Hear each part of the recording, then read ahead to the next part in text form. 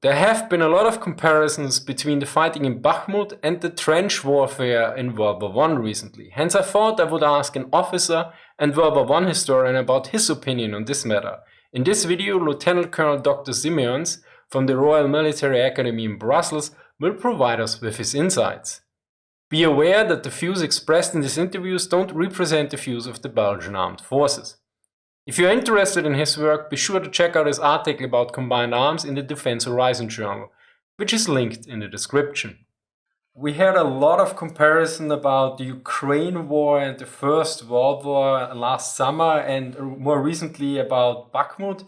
So how valid do you think is this comparison? Because you're an expert on the First World War, and I've heard many make the comparison, but I heard also other people say, okay, this comparison is not valid. So in your opinion, where are the comparisons valid and where they are not? Well, first of all, from a visual point of view, I have seen a lot of pictures, but also imagery, footage, video footage that reminded me very strongly of what I have seen in black and white of the First World War.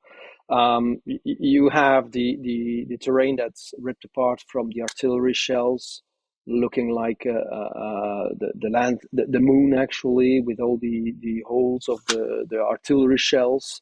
It's very similar to what happened in the First World War here in Belgium, for instance, around Ypres, where the battlefield was completely shelled and filled with holes. What we also saw is the return of trench warfare and the cleaning of trenches. I mean, infantrymen fighting in the trench of the enemy, eliminating the soldiers that are hiding in their hideouts, in their dugouts. So I was thinking, mostly it's drone footage that we have from trench fighting, but I was thinking if you put that in black and white, they're applying the tactics of the grenadiers of the First World War, which were actually troops were trained to clear enemy trenches in a very structured way, because there are a lot of angles. The distance you can use, not a lot of cover, so you need to use a lot of hand grenades, which is exactly what we were seeing in the drone footage. And well, it's not the kind of warfare that is being trained in NATO countries as for today, but it was an important part of the training in the First World War. Now, trenches, obviously, it's not an exclusive fact of the First World War. There were many other wars, such as the Iraq-Iran War of the 1980s, where you also had trenches, and a lot of analogies, I think, and similarities with what we see from Bakhmut. The dugouts in which soldiers have to live, sometimes in very difficult circumstances with the mud, for instance, trench foot, about all these images that these could be from 1418, the First World War, taken as well. So it's rather amazing that while we in the West are only talking about maneuver warfare, that we have a peer-to-peer war going on just at the limit of Europe in Ukraine now, and basically it turns into positional attritional fighting such as the First World War.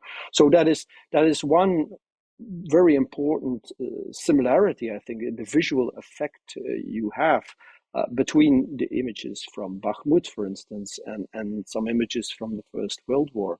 And then basically, as for today, I think the front line has mostly is stalled now, is no longer moving. Both sides are digging in. And basically, the basic problem, the military problem of the First World War was breaking through the enemy's lines, through the enemy's trenches, the problem of the breakthrough. And that problem is in my opinion, entirely back from the First World War. In the First World War, it was finally solved by the end of 17, especially in 1918. Both Germans and French, British forces on the Western Front were able to break through each other's lines, but that was only in 1918. And that problem that had dominated 15, 16, 17 is now entirely back. And it's clear to me that the Russians are not capable of breaking through the Ukrainian lines as for now. We will have to see with the Ukrainian spring or summer offensive if they will be able to break through the Russian lines. And I think a key element to that Ukrainian offensive is the combined arms warfare and their capacity or not to perform combined arms warfare on the battlefields, because that turned out to be the key in the First World War as well, where where you needed to have a good cooperation between the new tanks, which were new in the First World War, obviously, the infantrymen, the artillery, and a very close cooperation also with the engineers. And as far as the aviation concerns, also close air support and airplanes for communication, which was crucial because other good communication means were missing or lacking in the First World War. So in 1918, all these different elements were working well together in a very synchronized way, which we call combined arms warfare. And I believe that will be the key to success as well. So I think there are many reasons to look at what's happening in Ukraine. One other thing that strikes me is that while I'm tracking the war in Ukraine as well, I listen to a lot of podcasts and I read reports, and we have a huge Zoom. I mean, the smallest Ukrainian village that changes hands, we know the name of it. We've never heard of these villages and even smaller cities and towns before, but we look at it and we have a focus on it and we say, okay, if that village falls, the next one will fall. It's exactly what we read in the intelligence reports of the First World Wars as well. You read a lot of other Germans have conquered this village or we have conquered that village, and that will allow us to jump to the next one. But basically, these are all even tactically insignificant territorial gains, but we are so focused on small parts, on wow, they have advanced 500 meters.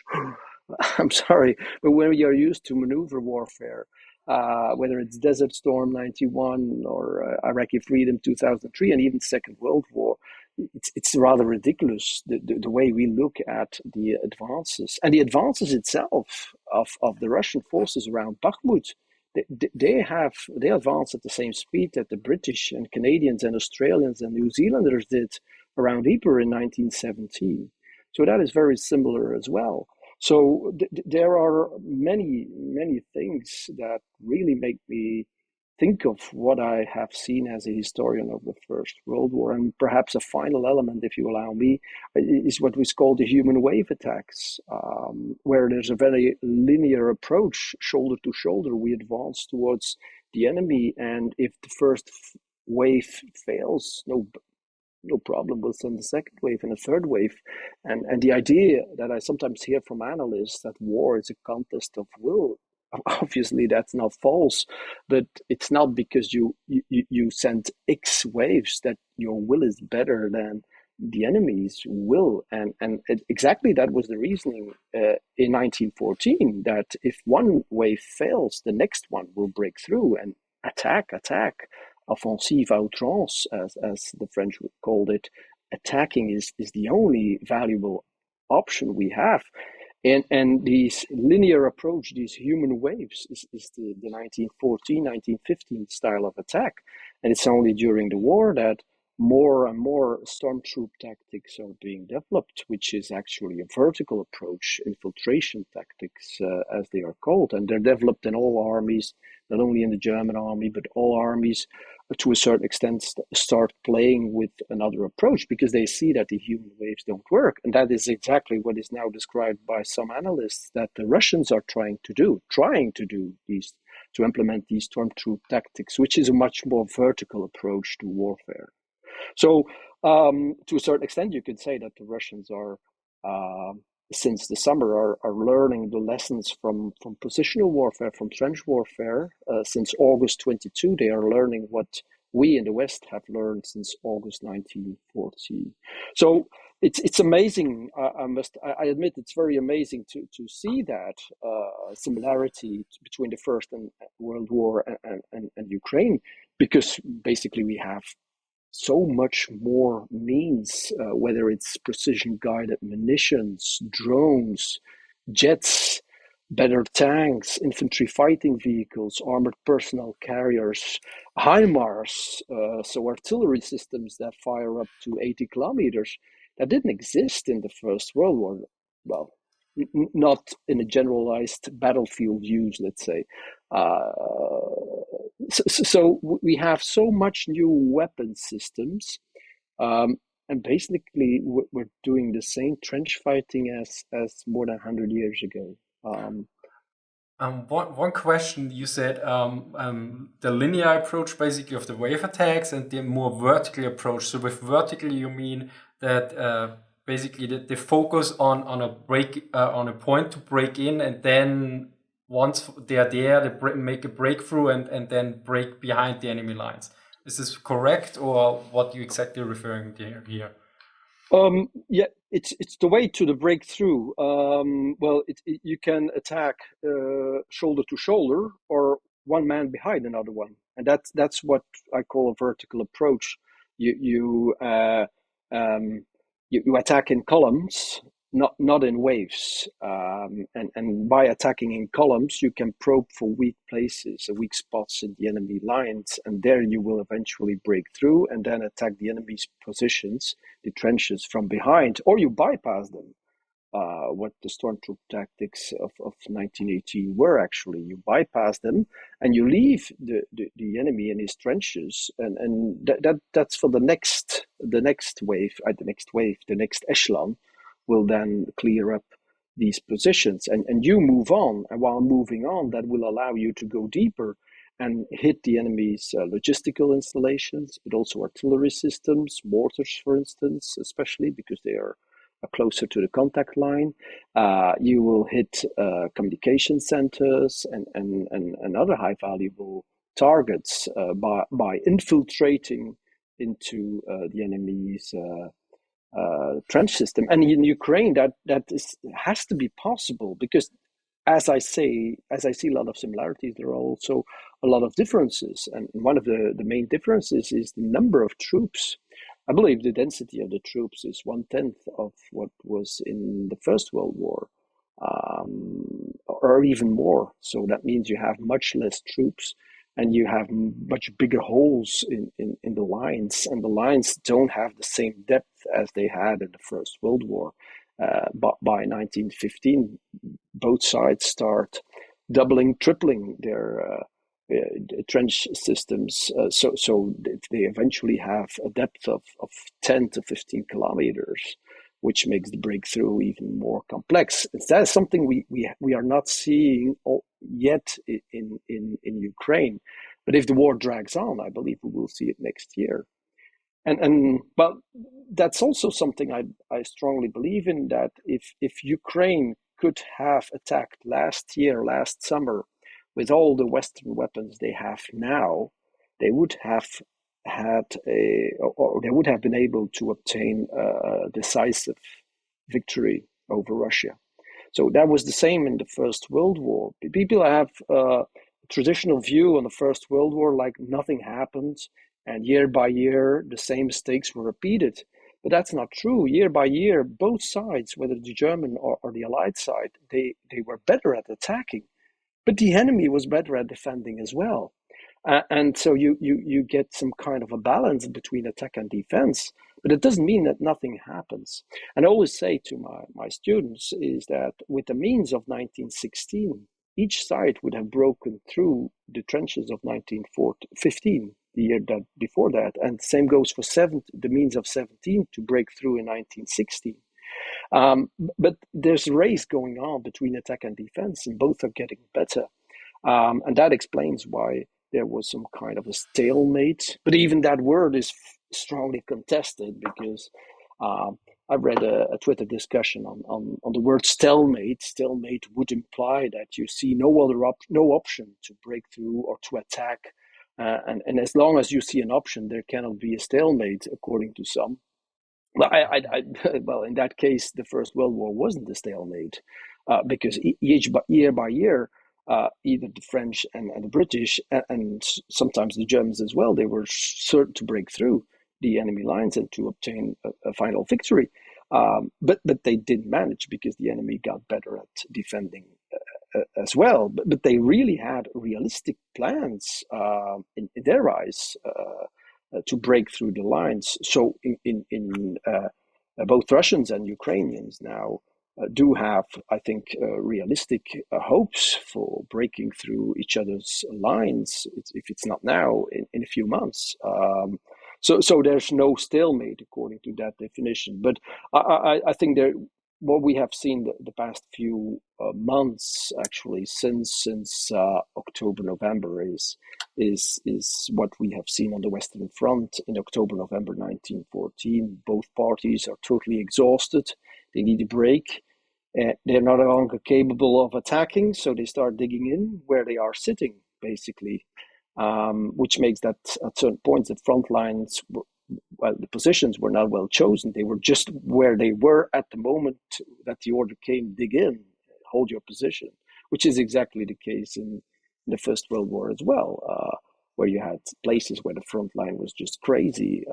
You say, as a military, you would never choose that place to defend it, but it was where the combat operations had stopped at a certain point because both parties were exhausted, and that's exactly what happened in Ukraine in the summer, late summer, fall of 2022 in Ukraine. Both parties were exhausted and they started digging in. So I do see a lot of similarities. I don't know exactly why people claim that there is no resemblance or similarity between the First World War and the Ukraine War. I didn't dig in it. Perhaps you can enlighten me on that. So I think one of the major points that you already brought up is the force density. I think the differences is quite stark. I think you mentioned 1 to 10. And I remember, for instance, seeing a video where I think a Ukrainian tank attacked a Russian position, and it was a trench in the middle of nowhere with probably 10 soldiers in it. I was like, and I'm not an expert on the First World War, but from my understanding is there was a continuous trench line more or less, and I think it was not always completely manned, but it was not like there's 1 kilometer and there's one small trench and there are 10 guys sitting in there. And this had more or less, It was like no man's land, a small trench, a few trees, and then a Ukrainian tank, another tank on the other side, and a BMP, and then 10 Russian soldiers. And it was like, okay, this looks not at all like any of the war, but okay, this looks more like Eastern Front, winter 1941, one German soldier for 1 or 2 kilometers of front line, like more that impression. So yeah, but that I fully agree with. I'm not saying that Ukraine 2022 is the same as Europe Western Front 1914. I'm not saying that. I'm just saying that I do see some images, video footage that really, to a certain extent, shocked me. I said, Jesus, that's exactly what I've seen in the drawings and in the schedules and in the field manuals of the First World War. And these are things that personally I didn't expect us to see it again in especially not in a war with Russian forces and Ukrainian forces that basically were trained according to American tactical field manuals. So that was strange, yeah. But it's not the first time that I see something that blows my mind. I recall a documentary on the U.S. Armed Forces in Afghanistan, and at a certain point there was a platoon that had to take a hill, and they took the hill, but they were under heavy fire from insurgents, and they started digging manholes, basically with their nails and their fingers, 1 centimeter by centimeter. And after a night digging, they had something like each man was in a hole with a depth of 30 meters. And during the day, they just stayed low, and then they started digging again. So that is exactly how the Belgians built the Trench of the Death near Dixmude in Belgium in 1915. That's exactly how they did it. Now I'm talking about Afghanistan, early 2000s, U.S. Armed Forces. So these similarities will keep on coming back without pretending that the outcome of the Ukraine war will be exactly the same as the First World War. And in terms of artillery, there's also, because artillery is always brought up. I recently interviewed, although by message, um, um, German combat engineer fighting on Ukraine, on the Ukrainian side, and he says that what are the most important weapon systems, and he said artillery, and then mines, and then a long time there's nothing. And First World War was also strong importance in artillery. What are the comparisons here on the artillery? What are the similarities and what are the differences? Um, well, artillery was extremely important in the First World War. It was responsible for 2 out of 3 killed in action. I don't know the exact numbers for Ukraine right now, but it could be close to two-thirds as well. Um, Obviously, the 155 millimeters, that's heavier than most guns of the First World War. So I believe guns had a smaller caliber generally in the First World War than they have now. There was obviously no GPS guided munition. So, but artillery is important to prepare an attack. In the outbreak of the First World War, the artillery fired nearly on everything without much planning, let's say. They were just shelling for days, which obviously spoiled the surprise for the infantryman as well, because you know when an attack is coming if you're being shelled for several days. Um, and one of the things artillerymen had to learn, officers had to learn during the First World War, was that they were incapable of killing all enemy soldiers. So they went from killing to neutralizing or suppressing the enemy, which means you shake him up and you make him dizzy right before the attack, so he's not at full strength when the attack comes. But up until 1516, artillery officers were always guaranteeing not a single man will survive our artillery fire. And I think now up to date that's still the case in Ukraine, that you can send shells on enemy's positions as much as you want, but there will always be at least one soldier ready to pick up a machine gun or an RPG or an ATGM. That's one similarity. On the other hand, I haven't seen very complicated shooting maneuvers well integrated into the infantry warfare. On the contrary, in the First World War, the synchronization between artillery and infantry was very well developed. Um, Artillery was used for interdiction to seize to close the battlefield, to make sure that enemy reinforcements and reserves could not spur up to the contact line. There was also the system of the rolling barrage that came back in the Second World War, where actually you're going to send artillery shells at a certain speed. They will move over the enemy's position, and they're followed closely by your own infantrymen, very closely. So that when the enemy is being shelled, well, he will take cover in his dugouts. And once the rolling barrage is gone because it's over his position, he will come out. But at that time, the enemy infantryman jump into the trench, so it's too late to get to his machine gun. So these kind of complicated infantry artillery maneuvers, we haven't seen them, or I haven't seen them in any video footage. I think it's more basic what the artillery is now doing in support of the infantry.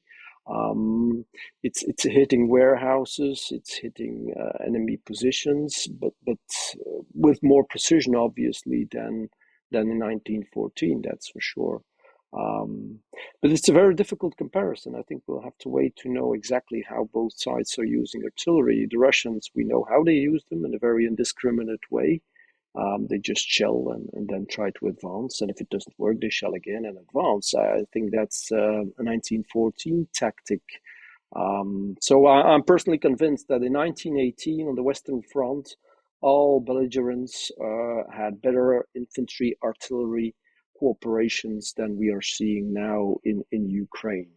On both sides, probably on the Ukrainian side, the shell hunger is one of the main reasons why you cannot fire everything you want in support of your own attacking infantry. But yeah, I guess they make the same fire plans as was done in 1418. So if you're on the defense, you prepare to fire at certain crossroads, you prepare to fire at certain points where the enemy has to pass, where perhaps there are no minefields, where your artillery is ready to fire, to open fire immediately. So I guess that the Ukrainian artillery is that professional to be prepared like that. So yeah, I think in 1418, artillery was very crucial. It was the main way to open the door to break through the enemy lines. In 14, 15, 16, it wasn't enough. But from later on, one of the things that improved was the procedure of predicted fire. So before predicted fire, each cannon that came into position, and often for an offensive, there were a lot of reinforcements, they had to adjust their fire. So when they came on position, for instance, 1 week before D-Day, they opened fire in order to know the elements, to redirect their fire, to adjust their fire. So if 500 cannons start doing that in a very small sector, the enemy knows what is going on. So the surprise is completely spoiled. So in 1917, for instance, that procedure is introduced where it's no longer necessary to adjust your fire. With guns nowadays, it's theoretically not useful anymore, not necessary anymore to adjust your fire at every shot. So, but apart from that, I think the role of artillery in the next spring offensive will be very similar to the role of the artillery in the First World War. So one very detailed question about artillery combat. So counter battery fire in the First World War was mainly conducted by either spotting the enemy artillery or by sound ranging. Is this correct? Yeah. Sound ranging was very often used, and the observation by human people who regarded the muzzle lights when at night, for instance. Yeah. So the speed of counter battery fire was relatively low compared to what we have now with radar systems integrated, and the cannons are automatically pointed at the enemy battery, which leaves you, I don't know, 1 minute or 2 minutes to shoot and then to leave again. Yeah. But what you see is counter battery fire did play a role in artillery war in the First World War as well, because they knew that what the Belgians did, for instance, is they used a very limited number of what they called walking guns to do the daily shooting, and most guns didn't shoot because they had to stay camouflaged and concealed, and they knew that when they would start shooting, their position would be revealed, and they would, to a certain extent, be possibly submitted to enemy fire when the Germans would try to do an offensive on the Belgian front. So they kept silent most of the time, and most of the artillery work was done by what was called walking guns. So one piece that was moved from one place to another because it was relatively easily spotted by sound ranging, and also by human observation from balloons or just from observation posts, observation towers, where they could see the flashlight of the muzzles and then calculate the angle. And if you can do that from 3 different angles, you have quite exact position. So they were walking because they had to move from one position to another swiftly. So that counter battery fire was a problem in 1418 as well, but a little bit slower. Whereas now you shoot, and if you're caught, let's say, by an enemy counter battery radar and perhaps an artillery system that's waiting for somebody to open fire, then you have, depending on the situation, between 1 and 2 minutes to move or to be shot at. Yeah. Okay, thank you very much. You're welcome. Thank you for watching, and see you next time. Bye.